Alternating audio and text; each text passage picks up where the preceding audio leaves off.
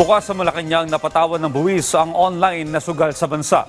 Paglalabas naman ng isang circular ang Bangko Sentral ng Pilipinas para protektahan ang mga gumagamit ng digital platforms mula sa panganib na dulot ng online gambling. May report si Gab Villegas. Mahigpit na pinatututukan ni Pangulong Ferdinand R. Marcos Jr. ang online gambling sa bansa. Ayon sa palasyo, batid ng Pangulo ang posibleng pagkalulong ng individual sa sugal. Kaya naman, bukas daw ang Malacanang sa posibleng pagpapataw ng buwis sa mga sugal online. Para naman po ito sa ikabubuti ng pamilyang Pilipino.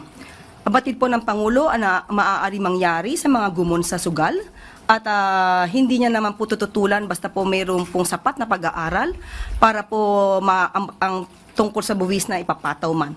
Pero paiigtingin pa po, maliban po dito sa mga online gaming sites na license o lehitimo naman, paiigtingin po lalo ang paglaban sa mga illegitimate o yung mga yung hindi tama o hindi rehistradong mga online gaming sites.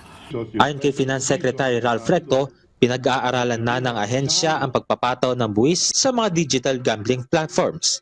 Ito ay para makontrol ang access ng publiko sa mga sugal online. May ilang panukalang batas na rin ang inihain para ma-regulate o tuluyang ipagbawal ang online gaming sa bansa. Gusto natin limitahan ang itong klaseng mga pagsusugal at mabawasan ang mga gumon sa sugal.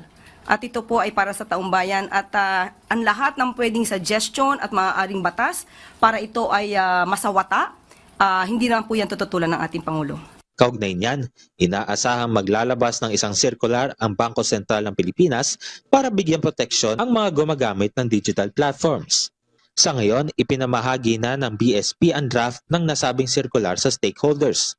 Sa ilalim ng circular, oobligahin ang mga BSP-supervised institutions tulad ng mga bangko at electronic money issuers na magpatupad ng mas mahigpit na hakbang para maprotektahan ang mga gumagamit ng kanilang digital platforms laban sa online gambling.